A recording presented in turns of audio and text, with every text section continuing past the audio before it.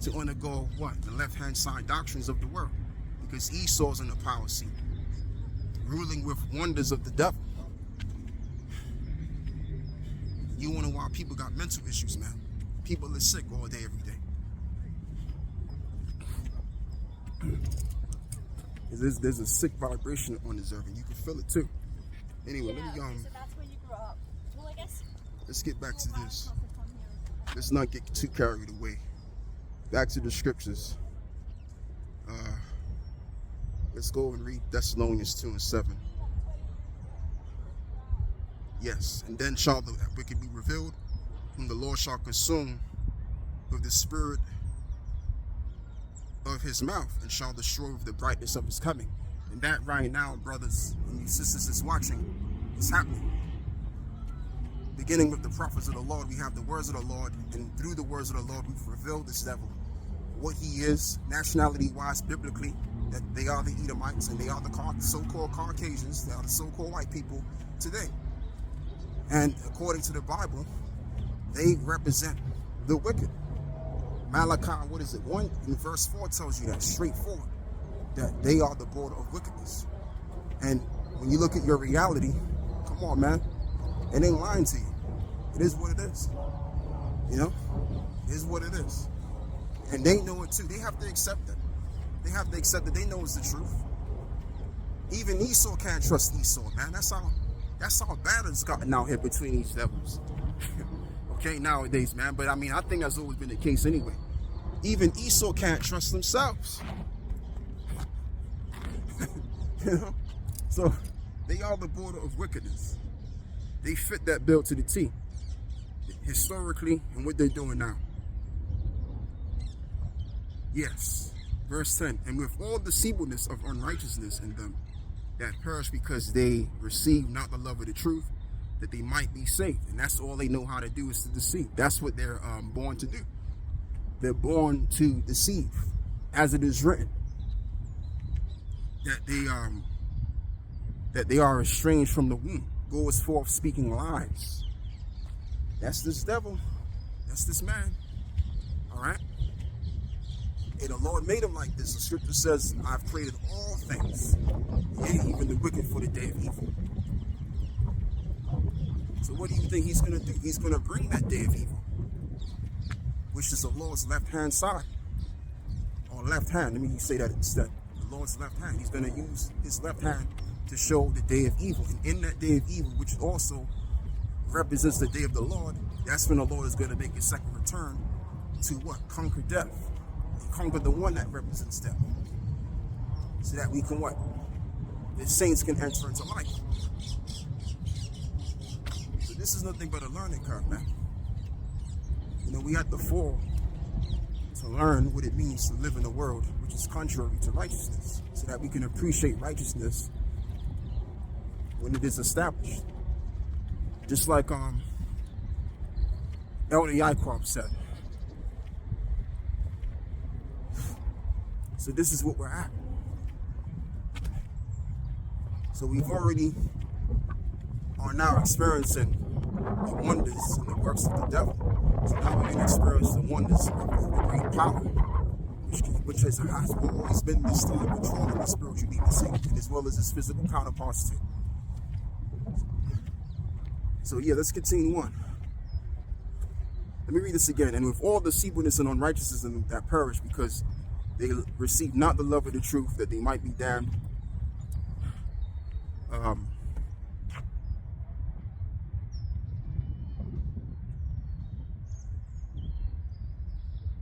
That they receive not the love of the truth, that they might be saved. That they might be saved, and they're not going to be saved. The people that's going to be saved are the Israelites, those of the sect of the elect. They're going to basically be saved. Salvation has already been preordained for the nation of Israel and the elect of that nation. Yahushua died on the cross, yes, for the sins of many, but only of the nation of Israel. And at first, the elect are going to receive that salvation from the second death, which in this case, which will happen in this time. Somewhere down the line in these times, the second death is coming, and that the second death is basically going to be a wave of fire. Why you think a nuclear war is being prepared and ready?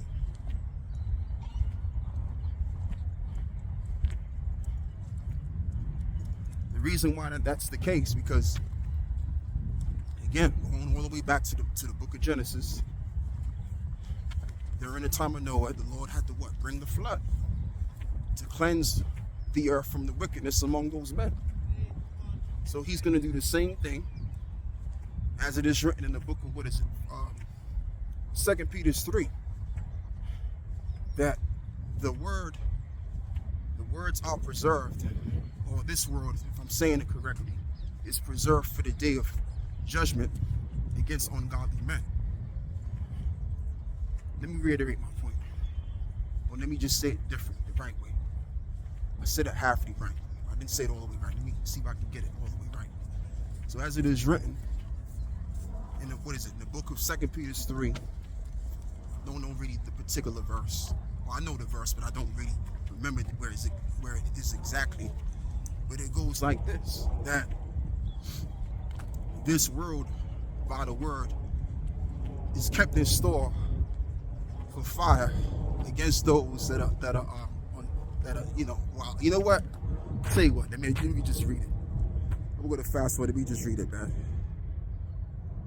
Might as well just read it. Let me go to the app. Yeah, let's go there instead. Yeah, let's go back. New Testament, 2 Peter 3. I think it's in verse 10. No, that's not that.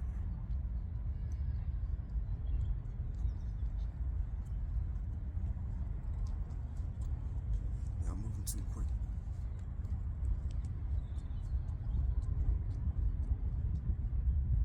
Yes. Verse 7. 2 Peter 3 and verse 7. But the heavens and the earth, which are now by the same word, are kept in store. Here we are. Reserved unto fire against the day of judgment and perdition of ungodly men. So that is the second death, which is going to come on this earth. And it's going to come by way of the nuclear destruction. That's why these nations have those missiles. That's why all of that's happening right now. So, I mean, which is understandable, because people don't know the truth. They're going to say, well, that's negative talk. Changes can be made. We can get together as a people and change the way of life, change the way how things are going right now. We can bring the change. But guess what? The will of the Lord has to play out. So who's high in this case? Is it us or is it the Lord? It's the Lord. We know this. Okay? Now, it doesn't really matter whether we, as a people, whether we choose to believe in him or not. It doesn't make a difference. Romans 3 and 3 tells us that too. It doesn't matter if you don't believe. Should the unbelief of those make the faith of God without effect? God forbid. Let the Most High be true and let every man be a liar. So that's the bottom line of it all, man. The will of the Lord, which he's hiding all of us put together. His ways are going to be what? Shown. As it is written. There be many devices in a man's heart, but the counsel of the Lord, that shall stand. So we may have thoughts and ideas and activate for the better good as we think. But if it's not by his will, it ain't gonna happen. And that's why people can't change the way things are. Alright? People have been protesting as long as I've been on this earth. And the same people that have brought corruption is still in the same position. Because it's in the will of the Lord. The Lord controls both sides, man, good and bad. And this is his will playing out. So, I mean, it's reasonable to say, well, you really shouldn't say that. You should have more of a positive mind. You should believe that we can change it if we come together as a people. But that's not going to be the case. What is the case, though, in the reality, in the real world, is that the will of the Lord's,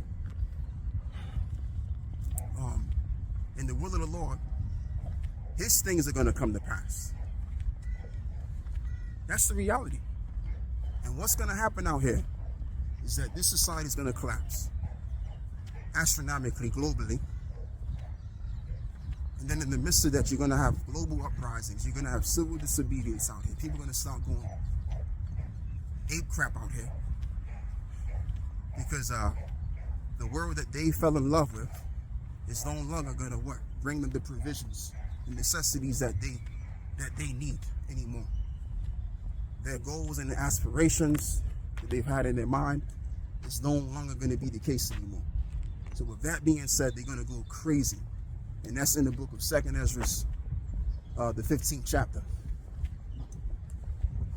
There's going to be civil disobedience globally because the economy is going to collapse to nothing. All right? Look at what happened to those banks. A few of them banks in the States, which had an effect on the Credit Suisse Bank, which is a microcosm of things to come through these banks.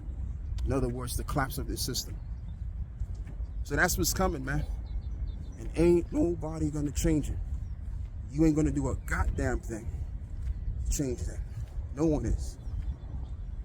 Because the will of the Lord is going to be fulfilled. And every word that the prophets spoke on is going to be fulfilled. Point blank, end of story. All right? Whether we like it or we don't like it. It's going to happen. And it's just a matter of time. We're playing out his story. That's why you have the term history, which means his story. Whose story, ultimately? The story of God himself. We're all persons playing out his role. Now, if you look up the word persons in the etymology, I might as well bring that up, actually. I'm going to bring the word person up. We're going to go into the etymon. And I'm going to show you something.